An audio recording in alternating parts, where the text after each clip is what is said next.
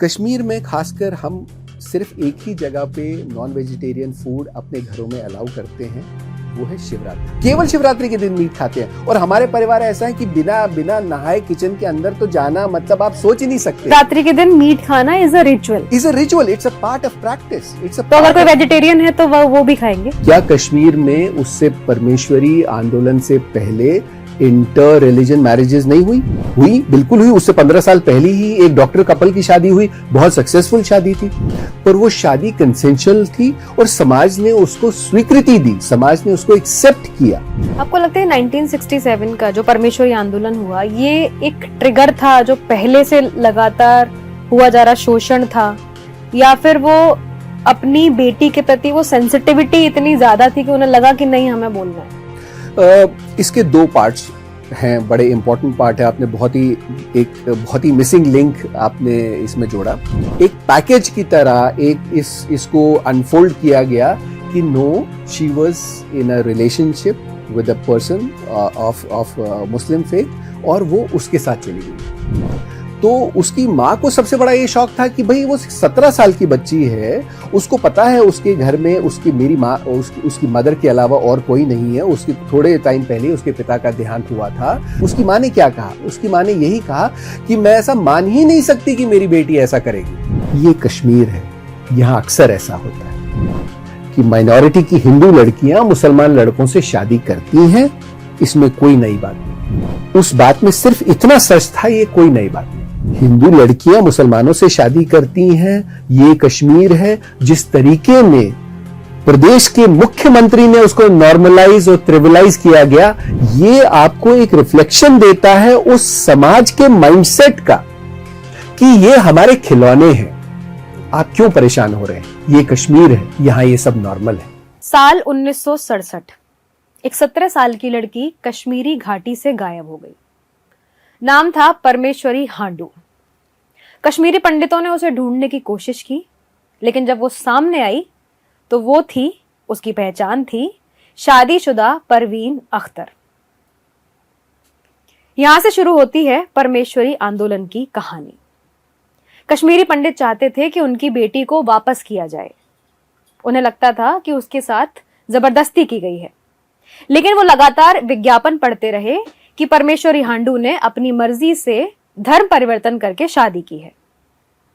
इन सभी बातों पर उसकी विधवा मां को विश्वास नहीं था। उनको विश्वास था तो सिर्फ इस बात पर कि मंदिर जाने वाली उनकी बेटी के साथ जबरन अपहरण की कोशिश की गई। परमेश्वरी आंदोलन जब शुरू हुआ तो उसका नारा था, हमारी बेटी वापस करो। इस आंदोलन में बहुत गिरफ्तारियां हुई, कई मृत्यु हुई, कई लोग घायल हुए।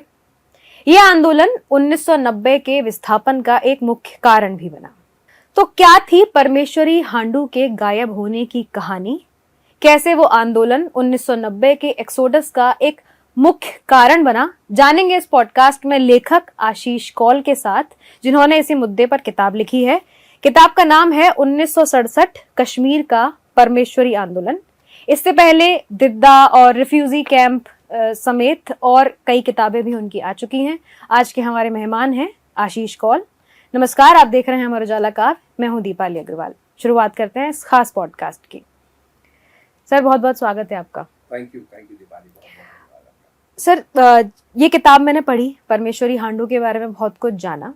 तो पहला सवाल ये है कि परमेश्वरी आज अपना जीवन जी रही हैं परवीन अख्तर के नाम से, उनका अपना परिवार है, और उस समय भी वो बाहर नहीं आई, इतने बड़े आंदोलन होने के बाद भी। तब आपको ऐसा क्यों लगा कि परमेश्वरी हांडू की कहानी अब सबके सामने आनी चाहिए? बहुत इंपॉर्टेंट बात है। कई लोग मुझे कहते भी हैं कि अब वो एक उम्र के एक खास दौर में है, तो क्या ये कहानी कहना ज़रूरी है? ये कहानी कहना आज सबसे ज़्यादा ज़रूरी है। आज भी आपके यहाँ आने से पहले मैं न्यूज़ देख रहा था, महाराष्ट्र में एक और लव जिहाद का किस्सा हुआ, जहाँ एक यंग 22 साल के लड़के ने 2 सगी बहनों के साथ में लव जिहाद किया, और अभी उसके ऊपर जो कानूनी कार्रवाई है वो सब चल ही रही है। देखिए, ये कुछ चीज़ें ऐसी हैं जो हमारे देश का कल्चर नहीं था। वायलेंस अगेंस्ट वेमेन, ये छेड़छाड़ होना, जो क्राइम अगेंस्ट वेमेन होते हैं, ये हमारी संस्कृति का हिस्सा कभी नहीं रहा। ये इम्पोर्ट है जो आक्रांता हमारे यहाँ देश में आए, जिन्होंने 700-800 साल हम पे राज किया, अलग अलग धर्मों से आए, उसमें इस्लाम भी था, उसमें अंग्रेज़ भी थे, ये उनकी देन है। लेकिन क्या इसको नॉर्मलाइज करना चाहिए? पहला सवाल। दूसरा, क्या किसी को किसी से प्यार नहीं हो सकता? बिल्कुल हो सकता है। हम अपने घर में जानवर रखते हैं, उनसे भी प्यार हो जाता है। जानवर की, तोते की, कुत्ते की तबीयत खराब हो जाती है तो हमें भी दुख होता है, दर्द होता है, हम भी उसको हॉस्पिटल लेके जाते हैं। एक होता है वॉलंटियरली, कंसेंचुअल। मेरा सवाल है धोखाधड़ी। क्या धोखाधड़ी को हमें एक्सेप्ट करना चाहिए गोइंग फॉरवर्ड, या उसके खिलाफ कानून होना चाहिए और इन दोनों को सेपरेट होना चाहिए? क्या कश्मीर में उससे परमेश्वरी आंदोलन से पहले इंटर रिलीजन मैरिजेस नहीं हुई? बिल्कुल हुई। उससे 15 साल पहले ही एक डॉक्टर कपल की शादी हुई, बहुत सक्सेसफुल शादी थी, पर वो शादी कंसेंशुअल थी और समाज ने उसको स्वीकृति दी, समाज ने उसको एक्सेप्ट किया। So the question is not about interfaith marriages, no, the question is about क्या धोखाधड़ी को नॉर्मलाइज करना चाहिए, और खास करके हमारे समाज की महिलाओं के साथ। हमारे लड़के तो नहीं ऐसा करते ना, तो क्या हमें, हमारे समाज को भी सबसे पहले क्या ये चीज एक्सेप्टेबल होनी चाहिए थी? आज जैसे मैं देख रहा था, एक अंडर एज गर्ल है जो मेरे ख्याल से 15-16 साल की एक बच्ची होगी महाराष्ट्र की, जिसके साथ लव जिहाद हुआ। क्या कहेंगे उसको? तो मेरा परमेश्वरी की कहानी कहना इसलिए भी ज्यादा जरूरी है कि कश्मीर बहुत चीजों में एक सिंबल रहा, एक जिसको कहते हैं रेड फ्लैग कश्मीर ने हमेशा से रेड फ्लैग दिए और भारत ने उन रेड फ्लैग्स को हमेशा इग्नोर किया। चाहे पहला हवाई हाईजैकिंग हो, टेररिज्म हो, लव जिहाद हो, या क्राइम अगेंस्ट विमेन हो, या सेपरेटिज्म हो, ये सब की शुरुआत कश्मीर से कहीं ना कहीं हुई और सबसे ज्यादा हमने इन चीजों को इग्नोर किया। 1967 इस देश में पहली बार ये परमेश्वरी आंदोलन की कहानी भारत के लिए क्यों जरूरी है? क्योंकि ये सही मायने में पहला लव जिहाद का किस्सा था। दूसरी चीज, ये पहली डिमांड थी भारत सरकार के लिए कि यूनिफॉर्म सिविल कोड कितना क्रिटिकल है। देखिए, जो परमेश्वरी की कहानी हमको इस चीज की इंपॉर्टेंस बताती है कि काश उस वक्त यूनिफॉर्म सिविल कोड होता तो शायद ऐसा नहीं हुआ होता। जैसे कि कश्मीरी पंडित तब कह रहे थे कि लड़की नाबालिग है, वो सिर्फ 17 साल की है, लेकिन जब वो सामने आई तो पता चला वो तो बालिग है। नहीं, जब उसके विज्ञापनों में बातें छप रही थी, वही चीज थी कि देखिए, ये किस्सा स्टार्ट होता है, if my memory serves me right, 20 जुलाई के आसपास परमेश्वरी घर से निकलती और कभी लौट के नहीं आई। 21 जुलाई से उसको खोजने की कोशिश उसकी विधवा माँ धनवंती ने शुरू की, और पहुंचते पहुंचते ये कई जगहों पे इसके बारे में जब खोज खबर ली गई तो ये खबर बाहर आने लगी एक पैकेज की तरह। इसको अनफोल्ड किया गया कि no, she was in a relationship with a person of Muslim faith, और वो उसके साथ चली गई। तो उसकी माँ को सबसे बड़ा ये शौक था कि भाई वो 17 साल की बच्ची है, उसको पता है उसके घर में मेरी माँ, उसकी मदर के अलावा और कोई नहीं है। उसके थोड़े टाइम पहले उसके पिता का देहांत हुआ था। वो एक बहुत ही एक पुअर फैमिली से थी, उसको पता था कि ये सब है, तो ऐसा नहीं कर सकती। उसकी माँ ने क्या कहा? उसकी माँ ने यही कहा कि मैं ऐसा मान ही नहीं सकती कि मेरी बेटी ऐसा करेगी। अगर मेरी बेटी ने इतना बोल्ड डिसीजन ले लिया, सामाजिक परिवेश को छोड़ दें, इकोनॉमिक कंडीशंस को छोड़ दें, हमारे कश्मीर का जो समाज था वो बहुत ही अलग किस्म का समाज था। इनफैक्ट मैं अपनी लाइफ की जर्नी से रिफ्लेक्ट करता हूं कि जब मैं 16-17 साल का था, मुझे लगता था कि हम तो बहुत एक पिछड़े हुए राज्य में रह रहे हैं, छोटे से गांव में कश्मीर में रह रहे हैं। भारत कितना महान होगा, हमने किससे कहानियां सुनी थी, कितना प्रोग्रेसिव। मैं यहां आया, मुझे लगा ये तो बहुत ही पिछड़ा हुआ है, बहुत ही पिछड़ा हुआ। हर मायने में भारत पिछड़ा हुआ था, खासकर कि जहां समाज की संरचनाएं थी, जहां महिलाओं की जगह की बात थी, महिलाओं की भागीदारी की बात थी। मुझे लगा कि ये तो बहुत ही पिछड़ा हुआ है। दिल्ली में मेरी प्रोफेशनल जर्नी 93 में दिल्ली से शुरू हुई, तब भी महिलाओं का बाहर निकलना किसी आतंक से कम नहीं होता था, इतनी छेड़छाड़ होती थी। आज भी 35 साल के बाद मुझे नहीं लगता कोई सिचुएशन बदली है। मुझे नहीं लगता कि दिल्ली की सड़कों पे आज भी महिलाएं सेफ है। मैं देखता हूँ, मुझे लगता है कि उनमें कितना अब एक बड़ा इंपॉर्टेंट किस्सा हुआ कि दिल्ली एक रेलवे स्टेशन में एक लड़की ने एक पॉडकास्ट वीडियो बनाया कि मैं यहाँ पे हूँ और यहाँ हर महिला के साथ में 2-3 लड़के हैं। बंबई में हमने ऐसा नहीं देखा या नहीं देखा जाता। तो कुल मिला के उस समय भी उसकी माँ ने यही कहा कि मैं चाहती हूँ मेरी बेटी आए ना, मुझे वो बताए। अगर उसको लगता है कि उसको प्यार हो गया है तो मैं उसको फांसी पे थोड़ी चढ़ा दूंगी, वो आके कहे। तो नहीं होने दिया गया। तो फिर उसके बाद में एक विज्ञापन के द्वारा, परमेश्वरी विज्ञापन के द्वारा अपनी माँ को एड्रेस करती है या समाज को एड्रेस करती है कि मैं इस्लाम से बड़ी इन्फ्लुएंस्ड हूं और मैंने अपनी मर्जी से इस्लाम को कबूल किया। जबकि साथ वाले और शीतलनाथ मंदिर के पुजारी कह रहे थे कि वो तो डेली मंदिर आया करती थी। और मंदिर आना जाना वो हमारे डे टू डे लाइफ का एक बड़ा हिस्सा है। उसको हम लोग उसको धर्म से नहीं जोड़ते, हम उसको कहते हैं ये हमारा पार्ट ऑफ लाइफ है, ये हमारा रूटीन है। और बहुत एक हम लोग ओवर्टली रिलीजियस नहीं हैं, हम लोग अंदर से धार्मिक हैं। हम लोग शायद दिखावा नहीं करते धर्म का उतना ज्यादा। तो मंदिर में आना जाना बड़ी आम सी बात थी। और मैं ऐसा ये भी नहीं मानता कि जो आदमी मंदिर जाता है वो पाप नहीं करता, ऐसा भी नहीं है। पर जो भी उसको मंदिर से जाके नहीं देखना चाहिए। The fact is that the mother was saying कि भाई आना चाहिए। और उसकी मदर ने कहा ये मेरी लड़की की भाषा है ही नहीं, जो लिखा गया है ये मेरी बेटी ऐसा लिख ही नहीं सकती, ये जरूर किसी ने लिखवाया, मेरी बेटी ऐसा नहीं लिख सकती। तो क्यों उसकी बेटी को नहीं बुलाया गया? अच्छा, फिर उसके बाद में आई थिंक टुवर्ड्स अगस्त की घटनाएं थी कि जब शीतलनाथ से जब ये पुकार उठी कि हमारी बेटी वापस करो, और बड़ा एक यूनिक नारा उस वक्त दिया गया जो उस वक्त के समाज की सशक्तता को दर्शाता है और हमारी आस्था को दर्शाता था। पंज नारे पांडवा दे, छठा नारा जय हिंद। शायद ही आपने भारत में ऐसा नारा कहीं सुना होगा। और इसको ट्रांसलेट कैसे किया जाता था कि 5 लड़के एक जगह पे आंदोलन करते थे, पुलिस आती थी, उनको मारती थी, उनको पकड़ के जेल ले जाती थी।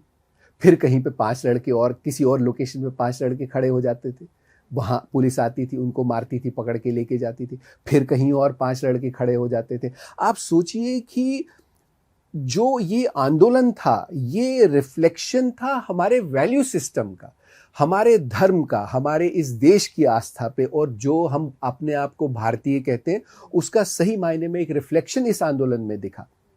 हमने कोई किसी के साथ में कोई दंगा फसाद नहीं किया, हमने मांग रखी हमारी बेटी वापस करो। आपको लगता है 1967 का जो परमेश्वरी आंदोलन हुआ ये एक ट्रिगर था जो पहले से लगातार हुआ जा रहा शोषण था, या फिर वो अपनी बेटी के प्रति वो सेंसिटिविटी इतनी ज्यादा थी कि उन्हें लगा कि नहीं हमें बोलना है? इसके 2 पार्ट्स हैं, बड़े इंपॉर्टेंट पार्ट है। आपने बहुत ही मिसिंग लिंक आपने इसमें जोड़ा। देखिए, कश्मीर का इतिहास अगर दुनिया के पर्सपेक्टिव से देखें, और पहली बात तो ये इस कॉन्वर्सेशन में मैं चाहूँगा कि कश्मीर की ज्योग्राफी तय की जाए। हम अनडिवाइडेड कश्मीर की बात कर रहे हैं, और अनडिवाइडेड कश्मीर कैसा कश्मीर जिसकी सीमाएं अफगानिस्तान, ईरान, इराक और इस तरफ से गुजरात तक लगती थी। दुनिया के सबसे बड़े साम्राज्यों में एक साम्राज्य कश्मीर का साम्राज्य था। ये आज का वो जो 100 किलोमीटर का एरिया है वो हम अक्सर आम हिंदुस्तानी की समझ के बाहर है कि कश्मीर कितना विशाल साम्राज्य हुआ करता था। उसमें कई सारी प्रिंसिपैलिटीज, कई सारे किंगडम्स थे उसके अंदर में, जो आप समझिए कि आप ईरान, इराक की बाउंड्री से लेके गुजरात तक की बाउंड्री। गुजरात हमारा नेबर हुआ करता था। इसी के लिए आज भी हमारे यहाँ गुज्जर ट्राइब है जो गुजरात से, काठियावाड़ से, वहाँ से निकल के वहाँ काम करने आते थे। तो 750 सालों का डॉक्यूमेंटेड इतिहास है। इस्लामिक इन्वेजन से स्टार्ट हुआ कश्मीर के अंदर में, और धीरे धीरे उन्होंने मार के जो वहाँ की ओरिजिनल कम्युनिटी थी, जो वैदिक धर्म को, सनातन को फॉलो करने वाले लोग थे, उनको मारा गया। लाखों लोगों की कुर्बानियाँ हुई। कश्मीर की सड़कें कोल्टार से नहीं, हिंदुओं के खून से रंगी हुई हैं। जो वहाँ की गलियों में, डाउनटाउन में पत्थर हैं, वो हमारे मंदिरों के पत्थर हैं। ये वहीं पे कई सारे ऐसे मोहल्ले भी हैं जिनका वो काम होता था कि मंदिर, कई बारी लोग पूछते ना कि मंदिर कहाँ है फिर कश्मीर में। मंदिर वहाँ की सड़कों में चुन लिए गए। जो मंदिर टूटे तोड़े गए उनको चुनवा दिया गया डाउनटाउन की सड़कों पे। ये जो हमारे पूर्वज थे वो कभी भी सड़क के बीच में ऐसे नहीं, वो साइडों से चलते थे आउट ऑफ रिस्पेक्ट, क्योंकि उनको पता था ये मंदिर के पत्थर है। तो 750 सालों में एक मेजॉरिटी कम्युनिटी को, मेजॉरिटी नहीं, वो वहाँ की तपोस्थली थी। We were all temple keepers. हम लोग कश्मीरी हिंदू कौन था, कश्मीरी पंडित, कश्मीरी ब्राह्मण कौन था जो वहाँ अपनी सेवा दे रहा था। कश्मीर को आज, कश्मीर की बर्बादी का कारण ये भी है कि हम कश्मीर को एक टूरिज्म के पॉइंट ऑफ व्यू से देखते हैं। हमारे लिए क्विजीन इंपॉर्टेंट हो जाता है, हमारे लिए डल लेक की सैर करना इंपॉर्टेंट हो जा रहा है। कश्मीर की जो ओरिजिनल सिचुएशन थी वो it was a spiritual centre, it was a centre for knowledge, it was a centre for excellence. जो आज मक्का की इस्लाम के लिए, जो वैटिकन की क्रिश्चियनिटी के लिए इंपॉर्टेंस है, या गोल्डन टेम्पल की या हरमिंदर साहब की जो सिखिज्म के लिए इंपॉर्टेंस है, वही इंपॉर्टेंस कश्मीर की सनातन के लिए थी। दुनिया का सनातन का कैलेंडर कश्मीर से सेट होता था। विचारनाग एक जगह है जहां दुनिया भर से हर साल कांग्रेगेशन होता था, जहां कॉन्क्लेव होता था, जहां दुनिया का कैलेंडर सेट किया जाता था। ये वही जगह है जहां शंकराचार्य शास्त्रार्थ हारे थे। दुनिया में एक ही जगह मिसाल है जहां शंकराचार्य शास्त्रार्थ हारे हो, वो कश्मीर की तपोस्थली थी।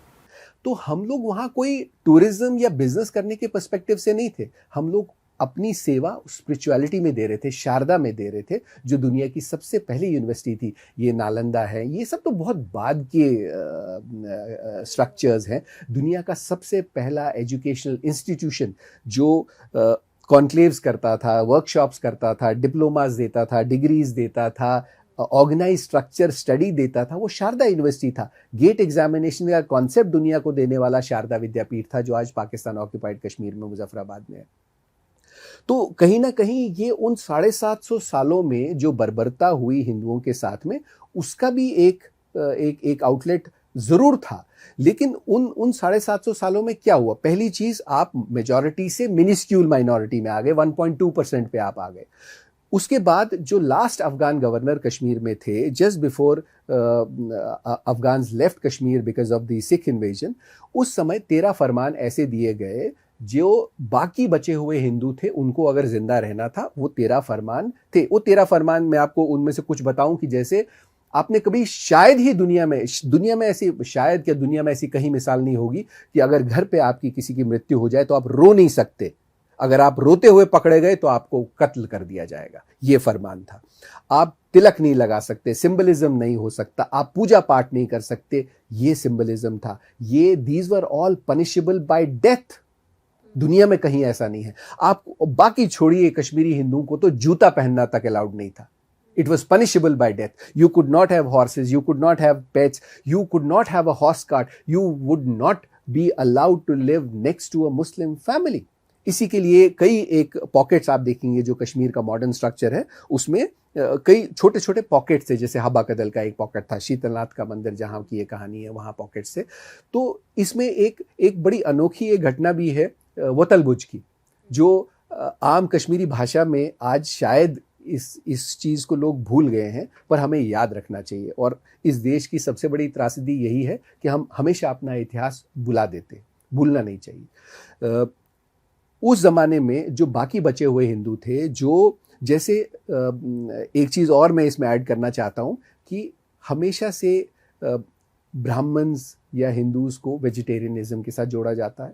कई जगहों पे नॉन वेजिटेरियन कंज्यूम करते हैं, कहीं नहीं करते। Kashmir was an exception. देखिए, कश्मीर को कंफ्यूज इसलिए लोग करते हैं क्योंकि वो इसको हमेशा टूरिज्म के पॉइंट ऑफ व्यू से देखते हैं, फिर वेदर के साथ जोड़ा जाता है। ठीक है, ऐसा कुछ नहीं था। कश्मीर में खासकर हम सिर्फ एक ही जगह पे नॉन वेजिटेरियन फूड अपने घरों में अलाउ करते हैं, वो है शिवरात्रि का। कितनी अनयूजुअल बात है कि हम लोग शिवाइट्स हैं, इतने धार्मिक हैं, ब्राह्मण हैं, अपने आप को कितना गौरवशाली मानते हैं कि हम उस परंपरा में पैदा हुए, लेकिन हम शिवरात्रि के दिन मीट खाते हैं, केवल शिवरात्रि के दिन मीट खाते हैं। और हमारे परिवार ऐसा है कि बिना नहाए किचन के अंदर तो जाना, मतलब आप सोच ही नहीं सकते। शिवरात्रि के दिन मीट खाना is a ritual, it's a part of practice. अच्छा, तो अगर कोई वेजिटेरियन है तो वो भी खाएंगे? शिवरात्रि के दिन सारे कश्मीरी पंडित मीट खाते हैं, with exception to one community. ये एक बड़ी इंटरेस्टिंग सी बात है। अब ये मीट खाने की प्रैक्टिस शिवरात्रि में ही क्यों शुरू हुई? बाकी होली त्योहार दिवाली तो पे, खैर हाँ। मनाना ही बंद कर दिया गया था, लेकिन क्यों नहीं बनता था? हम तो रेगुलर प्रैक्टिस में आप बिना नहाए भोजन भी नहीं कर सकते थे, और आप शिवरात्रि के दिन मीट खा रहे हैं। कितनी अनयूजुअल सी बात है। उसके पीछे का कारण ये था कि अफगान्स ने when they try to break you socially mentally, तब उन्होंने क्या कहा, ये जो तेरा फरमान आए इसमें ये भी फरमान था कि अगर आपको जिंदा रहना है तो आपको शिवरात्रि, क्योंकि उनको लगता था, उनके दिमाग में ये था कि the source of our power is resides with lord Shiva, और शिवरात्रि हमारे लिए एक वो उस बैटरी चार्ज होती है ना, आपकी साल में एक बारी बैटरी चार्ज होती है, तो शिवरात्रि का जो सेलिब्रेशन था, अब तो खैर 2 दिन का हो गया है, पहले महीने भर का सेलिब्रेशन हुआ करता था। कहीं ना कहीं हमारी जो स्पिरिचुअल पावर्स थी, और हमारी स्पिरिचुअल पावर्स के बारे में कल्हन ने, कई लोगों ने बहुत डॉक्यूमेंट किया है कि कश्मीरी अभिनव गुप्त, अगर आपने एक फिल्म देखी होगी हैरी पॉटर, सब अगर आपने देखी हो तो उसमें कैरेक्टर था ना डम्बलडोर, कितना पावरफुल कैरेक्टर था वो, कितना बड़ा जादूगर था। वो एक फिक्शनल कैरेक्टर था, उससे हजारों गुना ज़्यादा शक्तिशाली एक जो मास्टर था, उनका नाम था पंडित अभिनव गुप्त, जो दुनिया में कह सकते हैं the only person in flash and blood who walked this earth who was the master in elemental control. वो कहते थे कि उनके मूड से कश्मीर का वेदर कंट्रोल होता था, इतनी शक्तियां उनके अंदर में थी।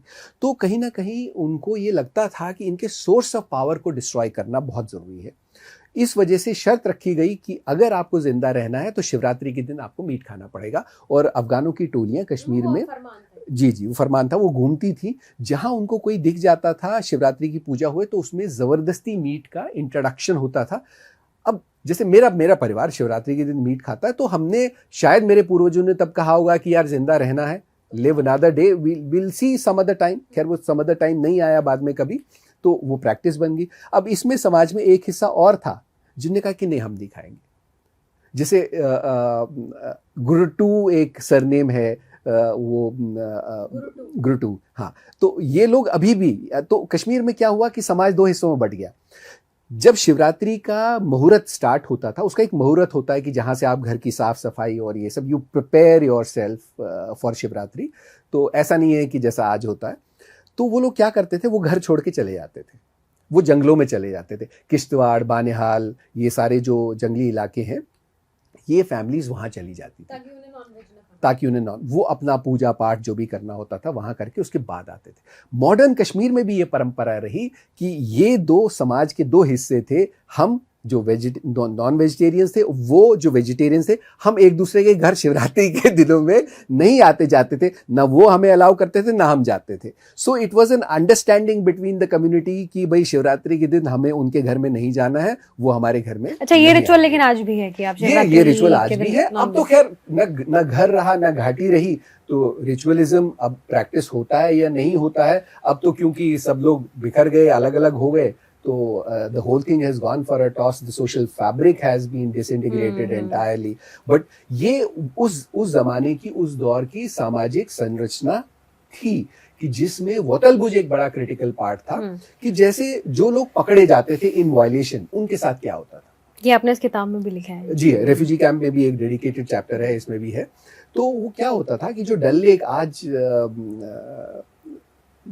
डल लेक में जहाँ लोग शिकारे की सवारी करते हैं, शायद वो टूरिस्ट को ये पता नहीं है कि हिंदुओं का सबसे बड़ा ग्रेवयार्ड अगर दुनिया में कहीं है तो वो डल लेक है, जहां लाखों हिंदुओं को मार के उस डल लेक में फेंका जाता था।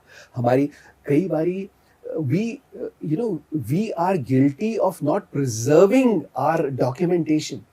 भाई हम गिल्टी इसलिए हैं क्योंकि हमारा जो डॉक्यूमेंटेशन था, हमारे स्क्रिप्चर्स जो थे, वो सब उस डल लेक के तलहटी में कहीं पड़े, कुछ ऐसा ना, चटाई में बांध के उनको। फिर तो क्या करते थे, उसको ऑप्शन दिया जाता था। जैसे सपोज अगर किसी को पकड़ा गया कि भाई माफी चाहिए तो इस्लाम कबूल करना पड़ेगा, तो सपोज उसने कहा कि नहीं, तो उसको चटाई में बांधा जाता था और उसको डल लेक में फेंकते थे।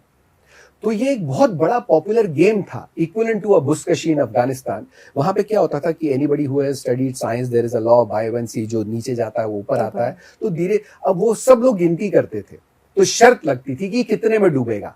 आप सोच सकते हैं कितने में डूबेगा, मतलब आप कितनी सोचिए, देर में, कितनी देर में तो पानी जब आपने फेंका कोई चीज दरिया में फेंकी, डल में फेंकी या पानी में फेंकते हैं, वो नीचे जाता है फिर वापस ऊपर आता है ना।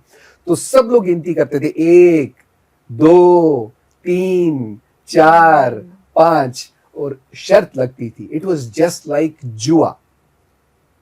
हिंदुओं की लाशों के साथ में जुआ खेला जाता था, हिंदुओं की जिंदगी के साथ जुआ खेला जाता था कि ये कितने में डूबेगा। उस गेम को वतलबुज कहा जाता था। आपको पता है कि आपने अक्सर देखा होगा, एक बड़ा पॉपुलर गेम होता है, दादा पोते को या बाप बेटे को या बच्चे को अपने कंधों पे रख के घुमाता है, घुड़सवारी कराता है। कितना अच्छा गेम होता है। आपको पता है ये कश्मीर में एक बहुत बड़ा पनिशमेंट था, इसको कहते थे अट्टपूरी। अट मतलब पीछे, पूरी मतलब अटपूरी, पीछे चढ़ाना। ये उन 13 फरमानों में एक फरमान था कि अगर आप घर के बाहर हैं और अगर कोई मुस्लिम चाहे तो आपके कंधे पे चढ़ सकता है। ये it was obligatory on your part to take him, जहां वो चाहे आपको एक सवारी की तरह इस्तेमाल किया जा सकता था। इसकी वजह से इतनी आप सोच सकते हैं कि वो समाज कितना आतंकित, कितना दहशत में रहता था कि हमारे माँ बाप हमेशा कहते थे कि शाम को यार अब आ गए हो ना, अब घर पे रहो, बाहर मत जाओ, बाहर मत जाओ, क्योंकि वो उस चीज का हैंगओवर था। शायद आज की जनरेशन को इन चीजों की रिकलेक्शन नहीं है, पर मेरे ग्रैंड पेरेंट्स को थी। वो फियर कंटिन्यूअसली हमारे में आता गया कि आप घर से बाहर निकलेंगे आपके साथ परसिक्यूशन होता है। आप लड़ सकते हैं, लेकिन आप जब एक रिजीम आपके खिलाफ हो तो आप कहां किससे लड़ेंगे भाई? अगर आपने वैसा नहीं किया तो आपको मृत्यु दंड मिलेगा, बात ही खत्म हो गई। तो आप सोचिए कि 750 साल ये समाज इस आतंक में जिया है, अपने हर दिन को कि सुबह पता नहीं क्या होगा वैसे जिया है, उस कश्मीर में जिया है जहां हमने फिर भी नहीं छोड़ा। लोग 90 में कहते हैं ना कि आपने क्यों छोड़ दिया, हमने 750 साल नहीं छोड़ा। 25 साल जूस का आतंक आपको याद है कि उनकी नस्लें खत्म हो गई। हम वो कौम हैं कि जिसने 750-800 साल का आतंक झेला है और फिर भी अपने धर्म को नहीं छोड़ा है, और आज भी वंदे मातरम कहते हैं, भारत माता की जय कहते हैं। तो ये उस दौर से भी निकल के जब 47 के बाद आया, हमें लगा कि अब सिचुएशन चेंज होगी। सिचुएशन चेंज नहीं हुई। क्यों चेंज नहीं हुई? आर्टिकल 370 था। परमेश्वरी आंदोलन में भी article 370 played a critical role, which is why there was no place for something like article 370. Irrespective of that, there was always in Kashmir, in India rather, there was always a need for uniform civil code, ताकि आपकी बच्चियों के साथ ये कानूनी तौर से बलात्कार ना हो। उसमें यूनिफॉर्म सिविल कोड कैसे रोल प्ले करेगा? जी, आपका सवाल था कि वो उन्होंने कहा कि ये तो मेजर है लड़की। अब वो हुआ क्या, the travesty of law, Indian law is कि एक 17 साल की लड़की को एग्जामिन करने, जब ये आंदोलन एक बहुत बड़ा आंदोलन बना उस समय, तो बड़ी मुश्किल से एक पुलिस को इन्वॉल्व किया गया। हालांकि एडमिनिस्ट्रेशन टोटली कोलैप्स्ड, उन्होंने टोटली मना कर दिया कि ये तो भाई एक कंसेंचुअल रिलेशनशिप है, हम इसमें क्या करेंगे। ऐसा कहा गया कि Hindu unnecessarily communal riots insight कर रहा है। ऐसा भी कहा गया कि एक आधिकारिक चिट्ठी लिखी गई होम मिनिस्टर को कि हमें हिंदुओं से डर लग रहा है। हंसने वाली, हास्यप्रद बात है कि जिस समाज को आपने हर घड़ी आतंकित किया, आप उससे आतंकित हो गए। उस समय तो वैसे भी कश्मीरी पंडित तो माइनॉरिटी थे, इट वाज 1.2%, पर ऐसा कहा गया, चिट्ठी लिखी गई होम मिनिस्टर को कि हमें बचाओ, हमें खतरा है हिंदुओं से, ये मारेंगे, ये शीतलनाथ के मंदिर में हथियार जमा कर रहे हैं, हमें आइए बचाइए। और होम मिनिस्टर साहब आए। द पॉइंट वाज उस समय एक मेडिकल बोर्ड का गठन हुआ परमेश्वरी के लिए। क्या आप जानते हैं उस मेडिकल बोर्ड में कोई भी हिंदू नहीं था, और उस मेडिकल बोर्ड में उनका ओपिनियन था। उन्होंने कहा हमारा ओपिनियन है कि ये लड़की बालिग है। How funny, how frivolous, how disgusting is that कि उसकी मां ने हाई स्कूल का सर्टिफिकेट पेश किया। क्या चीज इंपॉर्टेंट है? एक सरकारी दस्तावेज जो कहता है कि ये लड़की 17 साल की है। मतलब 17 साल की लड़की, आप देखिए यूनिफॉर्म सिविल कोड क्यों? क्योंकि 17 साल की लड़की अगर वो नॉन मुस्लिम थी तो वो शादी नहीं कर सकती थी। भारत का कानून एटलीस्ट तब भी यही कहता था ना कि 17 साल की लड़की शादी नहीं कर सकती। तो आपने सरकारी डॉक्यूमेंट को डिसरिगार्ड कर दिया और आप एक मेडिकल ओपिनियन को कह रहे हैं कि हाँ हमारा ओपिनियन है, पर हम सरकारी डॉक्यूमेंट नहीं मानेंगे। ये ट्रेवेस्टी थी उस आंदोलन की। उसके बाद में फिर ये घटना हुई कि उनको लगा कि यार ये फंसने वाली बात है। तो फिर वो एक इश्तहार आया रोशनी में कि मैं अपने मर्जी से मुसलमान बन गई हूं और मैंने मुस्लिम से शादी कर ली है। उसको एक ट्रॉफी की तरह परेड कराया गया। भाई अगर एक लड़की ने, मेरा सवाल आज भी वही है कि किसी को किसी से भी प्यार हो सकता है, क्या वो जुर्म है? बिल्कुल नहीं। परमेश्वरी को पूरी छूट थी, किसी को भी पूरी छूट है। हमारे अपने बच्चे कल को कर सकते हैं, तो उसमें कौन सी बड़ी बात है? ये इसको एक अलग मुद्दे की तरह देखा जाना चाहिए। मेरा सवाल आज भी वही है कि अगर परमेश्वरी या किसी भी लड़की में इतनी हिम्मत है कि वो ऐसा कर सकती है, तो उसे अपनी माँ से कहने में क्या संकोच था? या अपनी माँ से मिलने क्यों नहीं दिया गया? अच्छा, उस समय जब उसको पहली बार जब मीटिंग भी हुई, उस समय एक पूरे बंदोबस्त के तहत उसको मिलाया गया और कोई कॉन्वर्सेशन अलाउ नहीं किया गया। और जब उसे पूछा गया तो शायद कोई सवाल था नहीं। उसने कहा जब जो हो चुका वो हो चुका। उसने कहा, परमेश्वरी ने कहा। मतलब अब जो यही डिमांड हमारे समाज की, हमारे एल्डर्स की, हमारे बुजुर्गों की, उस आंदोलन को जो केंद्रित कर रहे थे, चला रहे थे, उनकी भी यही डिमांड थी कि let us talk to the girl, she is a kid, let us talk to the girl. Police ने नहीं मिलने दिया, एडमिनिस्ट्रेशन ने नहीं मिलने दिया गया।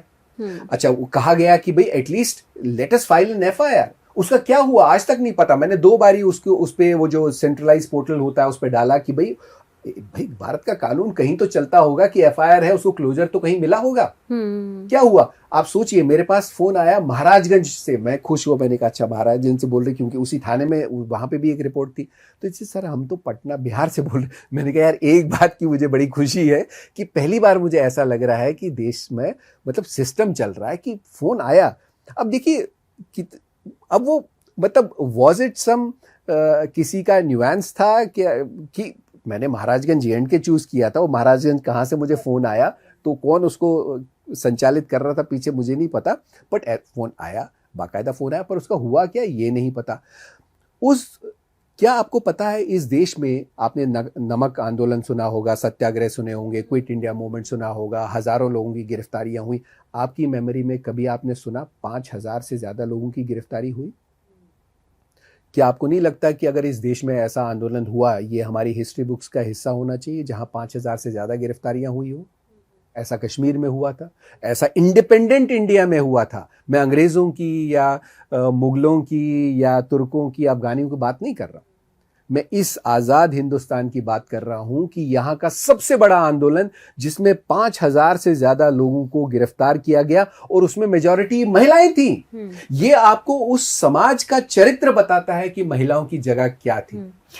आपको लगता है 1967 में जो इतनी गिरफ्तारियां उस समय हुई, कहीं ना कहीं वो एक धार्मिक तुष्टीकरण तो वहां था ही, और कुछ पॉलिटिकल इन्फ्लुएंस भी उस पूरे मामले को मिला? ये एक कंप्लीट पैकेज था कि देखिए चैलेंज क्या था कि ये मेरे ख्याल से 750 सालों में पहली बार एक सिंबल उभर के आया कि ये समाज जिसको हमने ऑलमोस्ट खत्म कर दिया था, जिसको हमने नेस्तो नाबूद कर दिया गया था, जिसके धर्म की हमने धज्जियां उड़ाई, जिसके सिंबल्स को हमने खत्म कर दिया, डिस्ट्रॉय कर दिया, जिनकी पहचान को हमने मिटा दिया, इनकी इतनी हिम्मत हुई कि आज ये हमारे सामने खड़े हैं।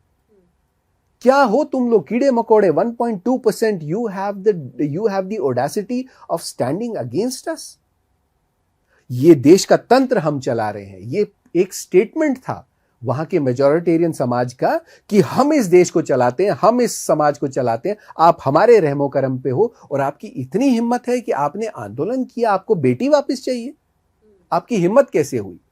तो वो इसका एक कंप्लीट परिवेश ये था। अरे उस समय तो जेल भी उतनी नहीं थी। आपको पता है कि उस समय अगर आपने काला पानी के बारे में पढ़ा होगा या सुना होगा, जो काला पानी में बर्बरता होती थी वही उन लोगों के साथ में आज भी मेरे को लोग फोन करते हैं कि मुझे मेरे ग्रैंडफादर ने बताया कि हमको यूरिन पिलाया जाता था, ह्यूमन फेसेस खिलाई जाती थी जेल के अंदर में।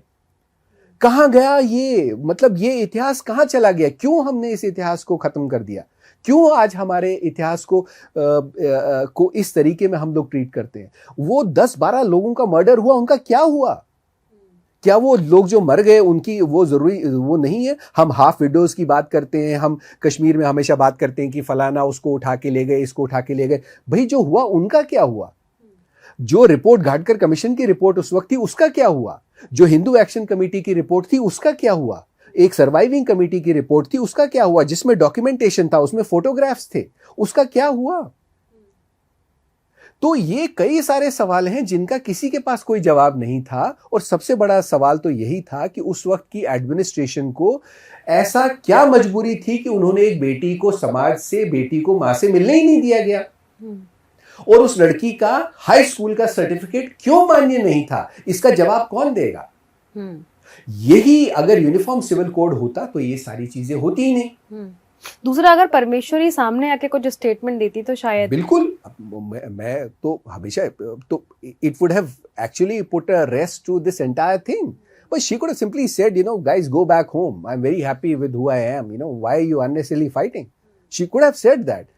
हर साइलेंस इज आल्सो अनयूजुअल. उसको भी इन्फ्लुएंस किया गया भाई अब ये इस बात का जवाब तो वही दे सकती हैं कि क्या उस, अगर वो 16 साल की भी थी, 25 साल की भी थी, या जितने भी साल की वो थी, इतनी समझ तो हम सब में होती है कि हमारी साइलेंस समाज में सबसे ज्यादा नुकसान एक सही आदमी के चुप रहने से ही होता है. तो मैं तो उनको भी जिम्मेवार मानता ही हूं ना, कि अगर आपकी खामोशी से अगर इतने लोगों की जानें गई, इतना बड़ा एक आतंकित माहौल बना. आप जानती हैं उस वक्त जो शीतलनाथ का जो मंदिर था, जहाँ पे ये आंदोलन जहाँ से केंद्रित हुआ, बाद में इट शिफ्टेड टू शीतलनाथ. हर शिव जी के मंदिर में एक जल का एक स्रोत होता है. इस पूरे मोहल्ले को पुलिस ने घेर लिया, फोर्सेस ने घेर लिया. इस मोहल्ले का बिजली, पानी, खाना पीना सब बंद हो गया, और वो जो जल का स्रोत था उसमें जहर मिला दिया गया ताकि लोग मर जाए. कौन जिम्मेदारी लेगा इसका? जब टियर गैस शेल्स चलती थी तो लोगों की आंखें जलती थी, उस समय उस पानी में बैटरी का एसिड मिला दिया गया. कौन जिम्मेदारी लेगा? जो बर्बरता माइनॉरिटीज के साथ में कश्मीर में हुई, इसकी शायद ही मॉडर्न हिंदुस्तान में कहीं कोई मिसाल है. But still there is no lesson.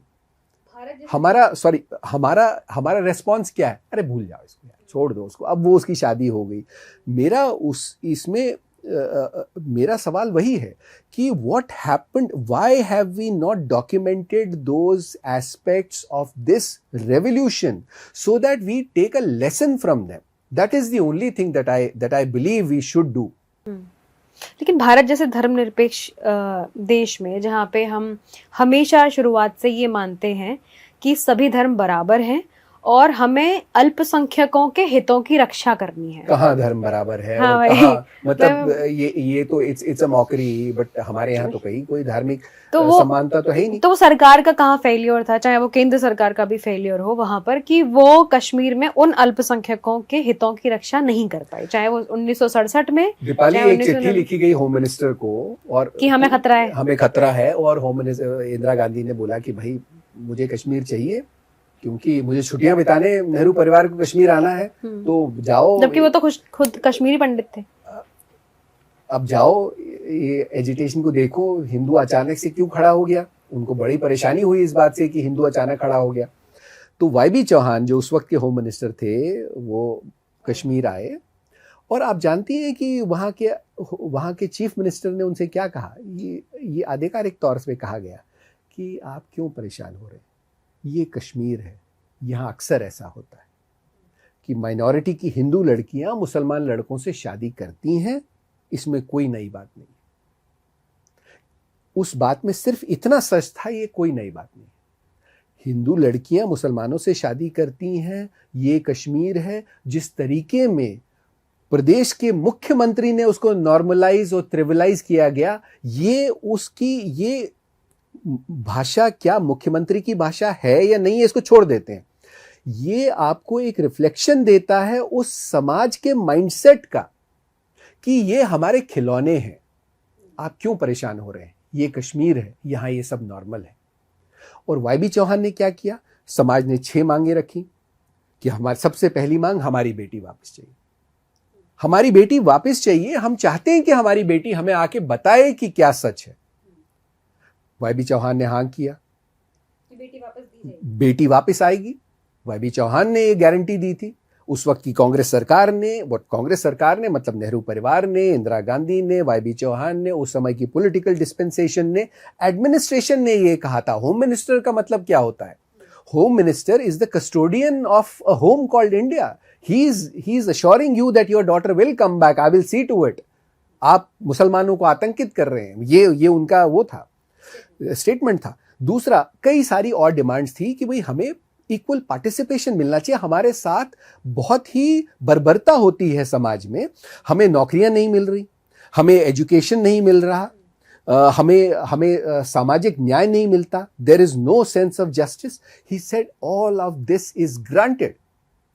ऐसा नहीं होगा हिंदुओं के साथ में। उनमें से एक भी चीज नहीं हुई और हम बेवकूफ के बेवकूफ, हमने हमेशा से उस जमाने की सरकारों के हिसाब से हम चले, हमने आंदोलन वापस ले लिया और 1990 की बुनियाद 1967 अगस्त में पड़ चुकी। अगर 1967 को कांग्रेस की गवर्नमेंट ने, उस समय की सरकार ने फेल नहीं किया होता, सैबोटाज नहीं किया होता, 1990 का होना असंभव था। आपको लगता है वो इतना बड़ा रोल वो आंदोलन प्ले करता है? अगर 1967 नहीं होता तो 1990 नहीं होता? बिल्कुल नहीं। 1967 को अगर सैबोटाज नहीं किया गया होता, अगर आप उस आंदोलन को एक लॉजिकल कंक्लूजन पे कि वो 6 मांगे वो पूरी होती, तो ये देश की तस्वीर बदल गई होती। क्योंकि आज आप कहीं ना कहीं देखिए, हम दिल्ली में हैं, आज मैं बंबई में हूं, मैं दिल्ली में भी हूं। क्या दिल्ली में आप गणतंत्र दिवस, आप 15 अगस्त, 26 जनवरी, होली, दिवाली, कोई एक ऐसा त्योहार आप मुझे बता दो जो आप शांति से मना पा रहे हो? है कोई? दिल्ली हर त्योहार से पहले छावनी बन जाती है। क्या यह हमें शोभा देता है?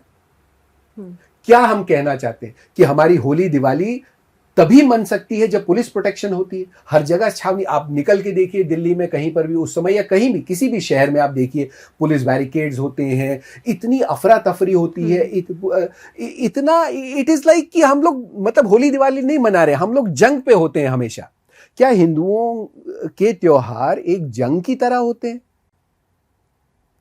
ये क्यों हो रहा है? ये इसलिए हो रहा है क्योंकि आपने कश्मीर को हमेशा इग्नोर किया, आपने 370 लगे रहने दिया, आपने कश्मीर में जो हो रहा था उसको सिस्टमैटिकली इग्नोर किया, उसको ब्रश अंडर द कारपेट किया, सिर्फ अपीजमेंट के नाम पे।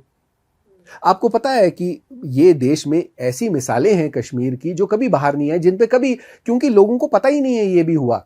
Competent authority of J&K state competent authority बनी। ये एक ऐसी अथॉरिटी थी इक्विवेलेंट टू एन UPSC जो प्रोफेशनल एजुकेशन को कन्वर्ट करता था टेक्निकल एजुकेशन में। कश्मीर में क्या होता था? जो पढ़े लिखों की लिस्ट आती थी 1 से लेकर 99 तक सब हिंदू होते थे, क्योंकि हमारा काम ही सिर्फ पढ़ना था। लेकिन जब अब इन्हीं लिस्टों को आप 10वीं की लिस्ट उठा लो, कोई भी किसी साल की लिस्ट आप उठा के देख लो, 10वीं, 11वीं, 12वीं ग्रेजुएशन की, आपको 90% हिंदू मिलेंगे। सरदार से ये मिला के आपको 98% हिंदू मिलेंगे। लेकिन उस समय के आप पैरेलल देख लो, मेडिकल सीट्स देख लो, 100% मुस्लिम्स, इंजीनियरिंग सीट्स ले लो, 100% मुस्लिम्स, कोई हिंदू को सीट नहीं मिलती थी। क्यों? ये क्यों हो पाता था? क्योंकि J&K स्टेट कॉम्पिटेंट अथॉरिटी थी जो एडमिशन जब देती थी। एडमिशन आपको पता है कश्मीर में कैसे मिलता था? एक पर्सनल इंटरव्यू पे, जिसकी कोई सुनवाई नहीं थी। अगर आपको 33% मार्क्स हैं, आप इंजीनियर बन सकते हैं, आप डॉक्टर बन सकते हैं। ये ऐसा कश्मीर में ही संभव था। ये क्यों संभव था? क्योंकि 370 था, सरकार कभी चाहती नहीं थी, और केंद्र सरकार सोई हुई थी क्योंकि उनको अपीजमेंट करना था। आपको लगता है फिर 370 हटने के बाद से वहां बहुत सारे सुधार हुए? देखिए, अब सुधार को ये एक बड़ा एक कॉम्प्लेक्स कॉन्वर्सेशन है कि 370 ने जो करना था वो 1990 से पहले हो चुका था। ये दवाई एक्सपायर हो चुकी थी, चाहे ये दवा थी उनके लिए, हमारे लिए जहर था, ये दोनों सूरतों में एक्सपायर हो चुका था। 370 आज के कश्मीर में कोई रोल प्ले नहीं करता, क्योंकि 370 का काम क्या था? 370 का काम था माइनॉरिटीज को हटाना, उनकी जमीन जायदाद को हड़पना, उनकी एम्प्लॉयमेंट अपॉर्चुनिटीज को हड़पना, उनकी एजुकेशनल अपॉर्चुनिटीज को हड़पना, जस्टिस को खत्म कर देना, सामाजिक समानता को खत्म कर देना। 370 ने सक्सेसफुली ये अचीव कर लिया था। आपको शायद लैंड रिफॉर्म्स एक्ट के बारे में, कश्मीर के लैंड रिफॉर्म्स एक्ट दुनिया का इकलौता ऐसा एक्ट था जो धर्म के आधार पे बना। जो धर्म के लैंड रिफॉर्म्स एक्ट हर जगह आया, यूपी में आया, बिहार में आया, लोगों के जो उसका बेसिकली फंडामेंटल तो यही था ना, जिसके पास ज्यादा है उससे लेकर के थोड़े से कम को दे दो, जिससे लिया है उसको कॉम्पनसेट करो। कश्मीर में ऐसा नहीं हुआ। कश्मीर में जो एग्रीकल्चर लैंड थी वो हमें कोई जागीर में नहीं मिली थी। जो ये बड़े नामचीन जर्नलिस्ट हैं, ये बरखा टाइप के, जिन लोगों ने एक वो नैरेटिव बिल्ड किया कि कश्मीरी बड़ा इलिटिस्ट था, अरे this is highly idiotic. You have no bloody understanding of Kashmir. Kashmiri Hindus were the as poor as it can get. हम लोग खुद अपनी खेती करते थे और मुझे किसी ने खैरात में जमीन नहीं दी थी। मेरे हिस्से में जो जमीन थी मैंने अपनी मेहनत के पैसे से वो जमीन खरीदी थी। ऐसे कई सारे किस्से, because my grandfathers family was the founder of जमींदार एसोसिएशन ऑफ कश्मीर, जो उनके इंतकाल, उनके देहांत तक वो कोर्ट में केसेस लड़ते रहे कि ये जमीन पे मैं टैक्स भर रहा हूं, जो जमीन आज मेरे पास नहीं है, जो आपने ले ली मुझसे, लेकिन मैं उसका टैक्स भर रहा हूं उस जमीन का। आपने कभी ऐसी ट्रैवेस्टी सुनी नहीं होंगी जो कश्मीर, अब ये 370 के रहते हुई तो जितना कुछ 370 ने करना था वो कर चुका था, वो खत्म हो चुकी थी वो बात। आज 370 के हटने से क्या एक हिंदू भारत का झंडा लेके फ्रीली वहां घूम सकता है? अगर कोई कहता है कि वो घूम सकता है तो अच्छी बात है। क्या एक हिंदू एक अपने घर में दोबारा जाके वहां शांति से रह सकता है? तो शायद वो भी एक पॉइंट है। कुछ कॉलोनीज बनी, वो कॉलोनीज आप एक सर्कस को अगर एक रिहैबिलिटेशन से जोड़ते हो, I think that is stretching it too much.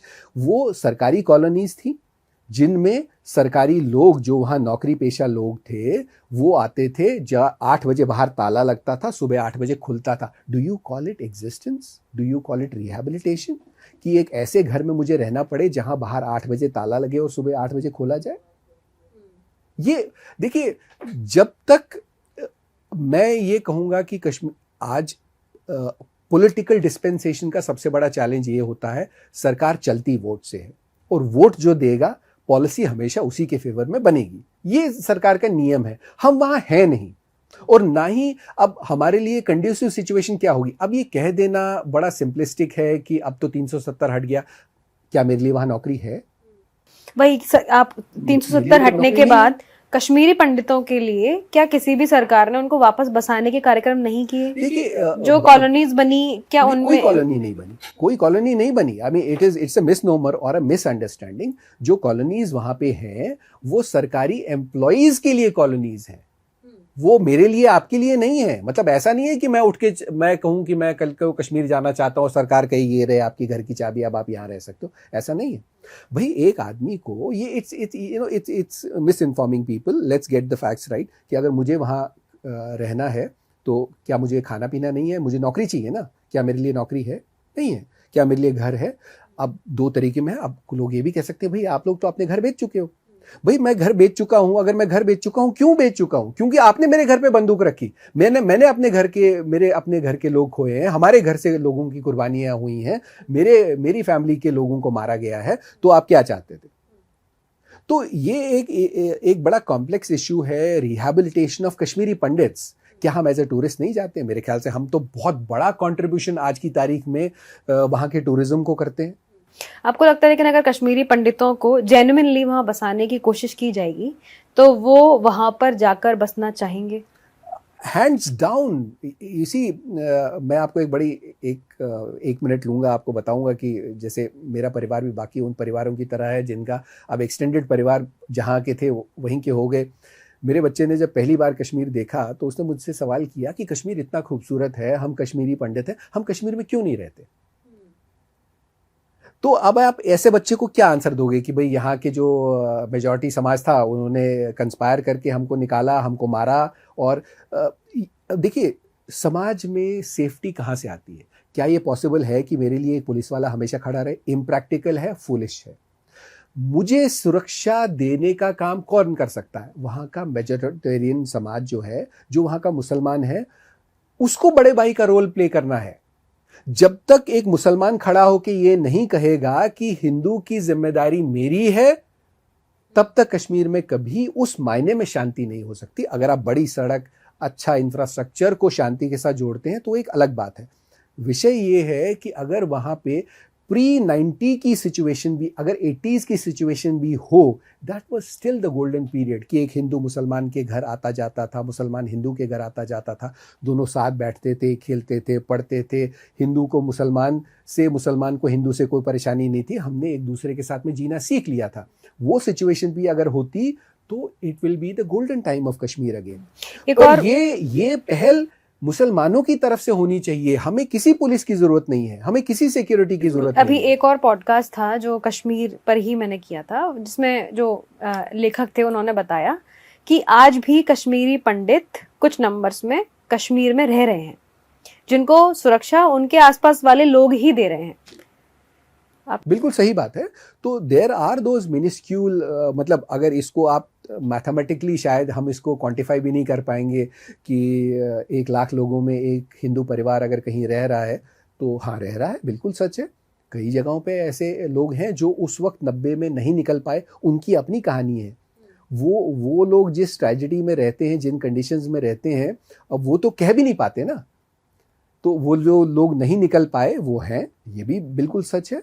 और जो बाकी के लोग हैं, वो जो कुछ ऐसे लोग हैं जो नौकरी में हैं अभी भी और जिनको वहां जाके काम करना पड़ता है, जो उन सर्कस नुमा कॉलोनीज में रहते हैं, वो भी सच है। आप अभी कश्मीर के क्या चैलेंजेस देखते हैं? देखिए, मुझे कश्मीर में ले दे के सिर्फ एक चैलेंज है कि it's simply a question of the Muslims taking the responsibility of the Elder brothers. कि अगर वो समाज ये कहे कि, और कैसे कहे, एक तो होता है पॉलिटिकल स्टेटमेंट्स देना, नहीं, I need to feel safe in that society. मैं जब वहाँ से निकला, या मैं जब निकला, या जब हमारा समाज वहाँ से निकला, वो क्यों निकला कि आपके अगल बगल में जो आपके मेन की ओपिनियन मेकर्स हैं, या जो आपके समाज के जो लोग हैं, उनको चुन चुन के आपके सामने ही तो मारा जा रहा था ना। चाहे वो अनंतनाग हो, श्रीनगर हो, बड़गाम हो, हर जगह पे जहाँ जहाँ पे लोगों को चुन चुन के मारा गया। क्या उस समय वो कश्मीरी समाज बाजार में आया कि आप नहीं जाओगे, आपकी जिम्मेदारी हमारी है? नहीं हुआ ना ऐसा। सो जब आज कोई मुसलमान ये कहता है कि यार देखो, नहीं तुम गलत कह रहे हो, मैंने थोड़ी ना ऐसा किया, वो बिल्कुल सही कह रहा है, उसने वैसा नहीं किया, लेकिन उस वक्त वो कहाँ था जब मेरे साथ वैसा हो रहा था। तो जब तक वो सिचुएशन, एक मुस्लिम्स को एक एल्डर ब्रदर की भूमिका निभानी ही पड़ेगी, तभी वहां पे पीस फॉर कश्मीरी पंडित्स की मैं बात कर रहा हूं। पीस फॉर कश्मीरी पंडित्स तब आएगा जब वो मुसलमान कहेगा हाँ तुम रहो ना, मैं यहां पे हूं। जो पहले 90 में गलती मुसलमानों ने की, मुझे लगता है कि उनको वो गलती करेक्ट करनी चाहिए। एज ए टूरिस्ट जाना, मैं भी जाता हूँ, हम सब लोग जाते हैं भाई। कश्मीर में तो होटल में जगह तक नहीं मिलती। मेरे ख्याल से कश्मीर के होटल हिंदुस्तान के सबसे महंगे कमरों में माने जाते हैं। इतने लाखों रुपए के कमरे वहाँ हर साल जाते हैं, इतनी प्रॉस्पेरिटी है। बट एज ए टूरिस्ट तो कभी किसी को परेशानी नहीं होती।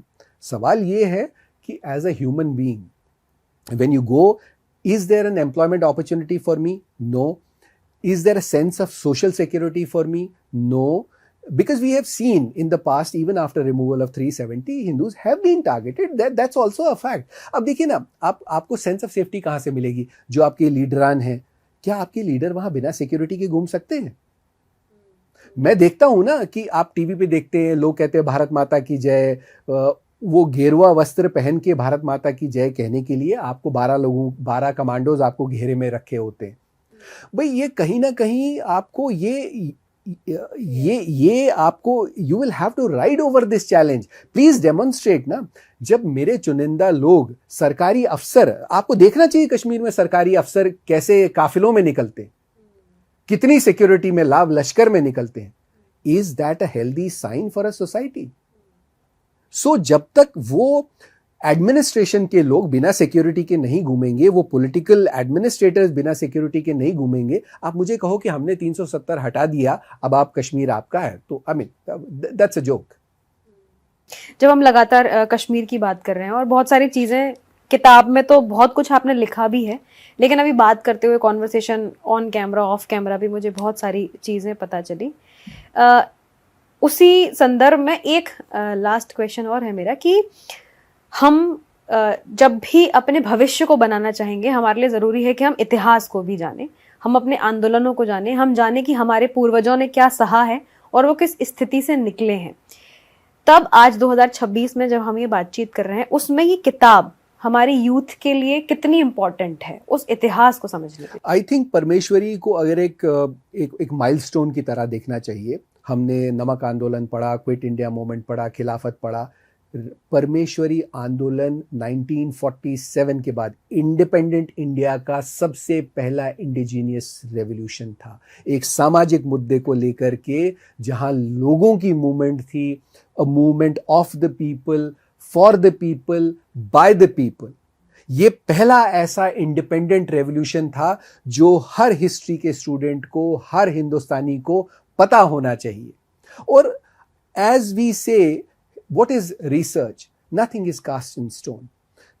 1967 में एक घटना हुई, हमेशा से ये एक नैरेटिव बिल्ड किया गया कि हिंदुओं ने मिसचिफ किया, हिंदुओं ने उत्पात मचाया। बट इतने सालों के बाद में मैंने काम किया, मेरी रिसर्च कुछ और कहती है। हो सकता है it is always you being equipped with better tools, better information. So it should always be processes like this should always be encouraged. और खास करके जब बात कश्मीर की हो, हमारे भावनाएं, चाहे वो फौज हो या किसी भी इमोशनली हो, Kashmir plays a very important part. और अगर कश्मीर की इतनी बड़ी टेररिज्म के अलावा एक सामाजिक मुद्दे की सबसे बड़ी देन अगर कश्मीर की है, तो वो मैं समझता हूँ कि हमारे डे टू डे लाइफ का हिस्सा होना चाहिए।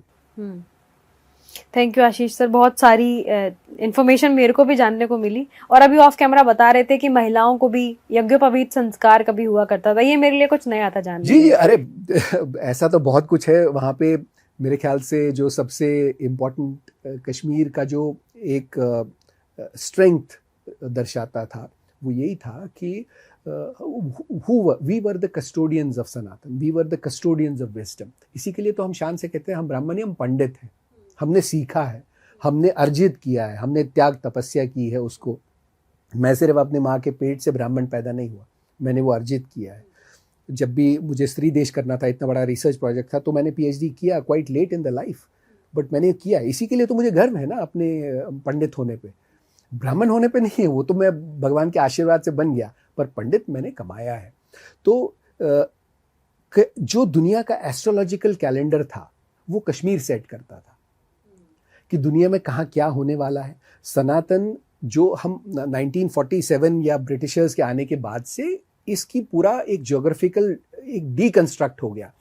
एक ज़माने में जैसे हम कह सकते हैं कि चने का ओरिजिन ईरान में है, तो ये कहना कि चना हिंदुस्तानी नहीं है बेवकूफ़ी होगा ना, क्योंकि एक ज़माने में ईरान हिंदुस्तान का ही तो हिस्सा था। तो it is a matter of perspective. तो कश्मीर ने पूरी दुनिया को गवर्न किया है, इंटेलिजेंस में, विजडम में, एस्ट्रोलॉजी में, साइंसेज में, हर तरीके में, ग्रामर में। ये सब कश्मीर की देन थी। पिनाकी, ये सारे कश्मीर के थे। परफॉर्मिंग आर्ट्स, शेविज्म, ये सब कश्मीर की देन है। तो कश्मीर का रोल आप इग्नोर नहीं कर सकते, only at your own peril. जो महिलाओं की बात है, जो एक अगर आप सही मायने में मैट्रियार्कल सोसाइटी को समझना चाहते हैं, तो Kashmir is an ideal study, क्योंकि दुनिया में एक ही समाज ऐसा था जो ट्रूली मैट्रियार्कल था, वो था कश्मीर। क्योंकि जहाँ पे आपको ये दिखता है कि स्त्री ही डिसीजन मेकर है, घर में, समाज में स्त्री ही डिसीजन मेकर थी। पुरुषों का काम कुछ और था। समाज के डिसीजन मेकिंग स्त्रियों के हाथ में थी, महिलाओं के हाथ में थी।